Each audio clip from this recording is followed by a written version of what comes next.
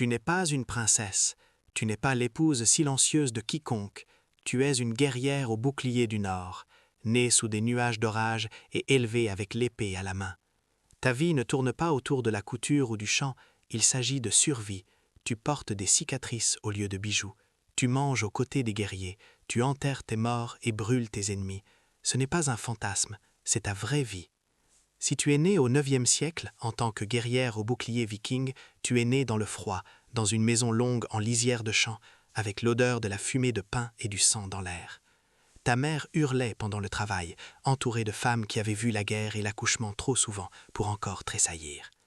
Ton père était en mer avec les pillards, ignorant que son enfant était venu au monde, une fille au regard farouche et au visage rouge. La plupart des filles vikings étaient élevées pour cuisiner, coudre et garder le bétail, mais pas toi, pas dans ce foyer. Ton père n'avait pas de fils, seulement toi, et il ne voyait aucune faiblesse, il voyait un héritage. Dès que tu as su marcher, on t'a appris à observer, à écouter et à endurer. Le Nord n'était pas un lieu pour la douceur. Tu aidais à découper le poisson avant d'apprendre à tresser tes cheveux. Tu tenais un bouclier avant de pouvoir lever une cuillère en bois. Les vents froids t'ont façonné, la faim t'a éprouvé, les dieux t'ont observé.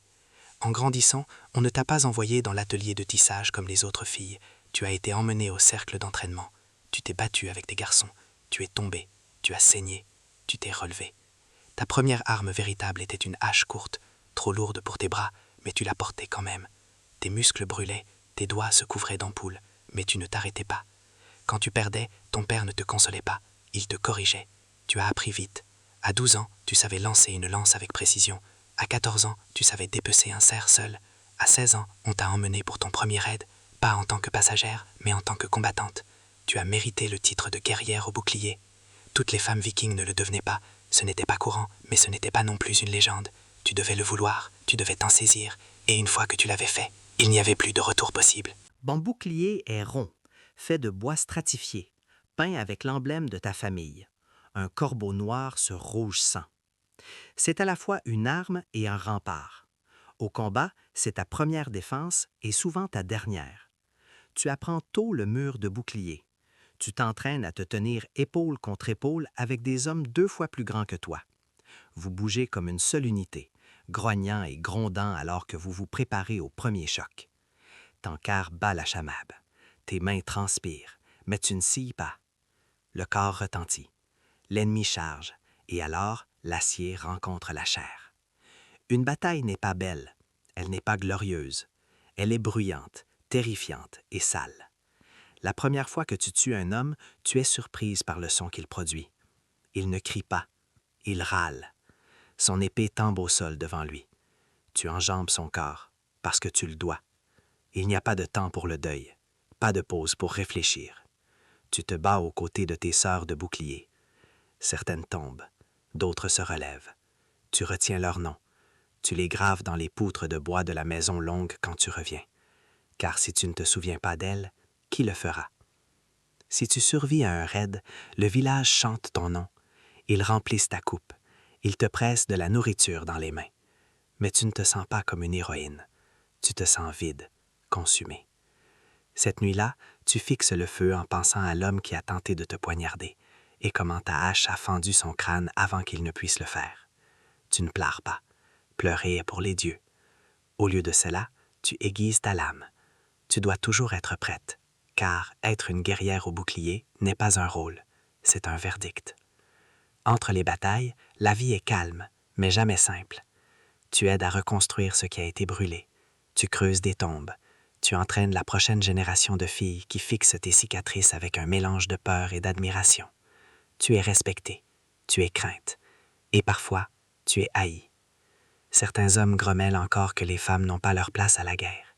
Ils le disent tout bas, après trop d'hydromel, quand ils pensent que tu es hors de portée de voix. Tu l'entends quand même, mais tu as gagné ta place.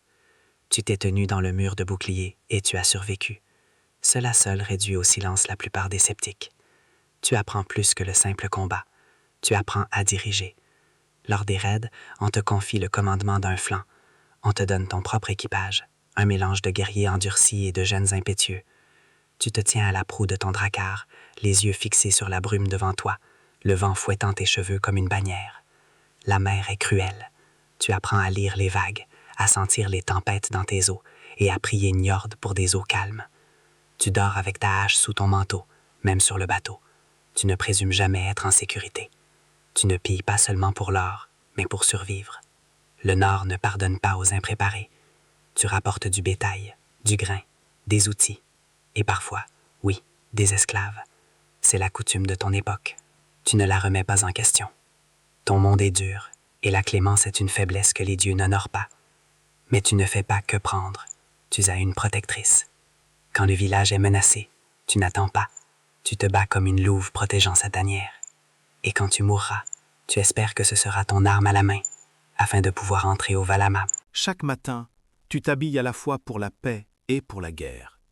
Tu tresses tes cheveux fermement, glisses une lame dans ta ceinture et sors dans le froid avec des yeux qui voient tout. Tu ne te fies à aucune paix qui dure trop longtemps. Tu sais à quoi t'en tenir. Tu es plus âgé maintenant. Ton épaule te fait souffrir quand il pleut. Tes doigts sont raides le matin, mais tes yeux sont encore perçants, et ton nom est toujours murmuré avec crainte par ceux qui étaient enfants quand tu as forgé ta légende. Tu as pris un époux, ou peut-être pas. Peut-être as-tu choisi de rester libre et de ne rendre de compte qu'aux dieux dans ta propre soif de gloire. Quoi qu'il en soit, aucun homme ne te possède, aucun homme ne l'ose. Tu as enterré trop d'amis pour les compter. Tu allumes leurs bûchers funéraires toi-même, les envoyant dans l'au-delà avec l'odeur du pain et le son des tambours. Tu bois à leur nom, puis tu restes silencieuse, fixant la flamme jusqu'à ce qu'elle dévore le dernier os. Tu te demandes s'ils ont atteint le Valhalla. Tu te demandes si tu l'atteindras. Tu ne te jettes plus dans chaque combat, mais quand tu lèves ta hache, les jeunes guerriers s'alignent. Ils suivent tes ordres sans ciller. Ils savent que tu as vécu ce dont ils ne font que rêver. Tu as vu tomber des rois étrangers. Tu as navigué vers des terres dont ils croient encore qu'elles sont des mythes. Tu as traversé le feu, et tu en es ressorti intact. Ta légende est devenue plus grande que toi. Sur le marché, les enfants chuchotent que tu as autrefois tué 5 hommes seuls. Que tes cris effraient les loups. Que tu parles aux dieux dans ton sommeil. Tu ne les corriges pas. Laisse les histoires troîtres. Laisse la prochaine fille rêveuse. Puis, un jour, la nouvelle arrive. Le roi appelle ses guerriers. Une dernière campagne. Un ultime raid. Tu pourrais rester chez toi, passer tes journées au coin du feu. Personne ne t'en voudrait. Mais tu lasses tes bottes. Tu huiles ton armure. Tu aiguises ta hache. Car tu n'as jamais été faite pour le foyer. Tu es née pour le hurlement de la guerre, pour les embruns et la brûlure du sang. Tu as été forgée pour combattre. C'est peut-être la dernière fois. Et si c'est le cas, que ce soit la plus mémorable. Le drakkar craque sous tes pieds, comme il l'a toujours fait. La mer froide te mord le visage, et tu fermes les yeux pour l'inspirer comme une prière. Autour de toi, les guerriers fredonnent doucement des champs de bataille. Certains sont à peine des hommes. Ils te cherchent du regard pour puiser du courage, et tu leur fais un signe de tête. Ferme, calme, mortel. La côte apparaît au loin. Un village gras et riche, niché dans une vallée, ignorant ce qui approche. Tu te souviens de la première fois que tu as vu un tel endroit. Comment tes mains tremblaient. Comment tu serrais trop fort ton bouclier. Maintenant, c'est juste une routine. Un autre raid. Une autre épreuve. Mais au fond de toi, quelque chose semble différent. Tu n'es pas seulement fatigué d'une manière qui dépasse le corps. Fatigué dans l'âme. Mais malgré tout, tu te battras. Tu mènes la charge. La plage est un chaos. Les flèches volent. L'acier s'entrechoque. Les cris résonnent sur les falaises. Tu trouves ton rythme. La danse familière de la violence. Tu terrasses un épéiste. Esquive une lance. Enfonce ton bouclier dans la gorge d'un autre. Ton équipage suit ton exemple. Le village tombe rapidement. Des incendies s'élèvent. Le butin est réclamé, mais non sans prix. L'une des tiennes s'effondre. Jeune, téméraire, se vidant de son sang sur le sable.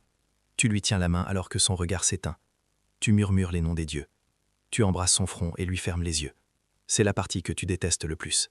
Cette nuit-là, les célébrations de la victoire sonnent creux. Tu manges, tu bois, mais tes pensées sont ailleurs. Le feu crépite. La viande a un goût amer. Tu fixes la braise et ressens le poids des années. C'est peut-être vraiment la fin. Et quand tu rentres chez toi, accueilli par les acclamations et les chants, tu sais que tu ne navigueras plus jamais. Tu marches dans le village comme une ombre. Les gens inclinent respectueusement la tête. Personne n'ose parler fort en ta présence. Tu es désormais une légende. Tu déposes tes armes une dernière fois. Non pas parce que tu les as perdues, mais parce que tu as mérité le repos. Tu vas au sommet de la colline et t'assieds là en silence. Le vent hurle comme un vieil ami, et tu attends. Ton histoire n'est pas écrite à l'encre. Elle est gravée dans le bois, sculptée dans la pierre, chantée autour du feu. Tu as été une fille, une combattante, une meneuse, une guerrière au bouclier. Tu as été crainte par tes ennemis et aimée par ton peuple. Tu avais vécu avec honneur. Tu es morte avec gloire. Et longtemps après que tes os soient retournés à la terre, ton nom chevauchera encore le vent, car tu n'as jamais été qu'une femme. Tu étais une force de la nature. Et cette force perdure. Chaque fois qu'une fille saisit une épée, reste ferme, ou ose défier le destin qu'on lui a tracé. Tu étais une guerrière au bouclier, et ta saga est éternelle. Si cette saga de la guerrière au bouclier a changé ta vision des guerriers du Nord, abonne-toi à la chaîne et laisse un j'aime. Nous déterrons l'histoire qu'ils ont tenté d'étouffer. Plante les graines du futur. Le prochain trésor sera bientôt révélé.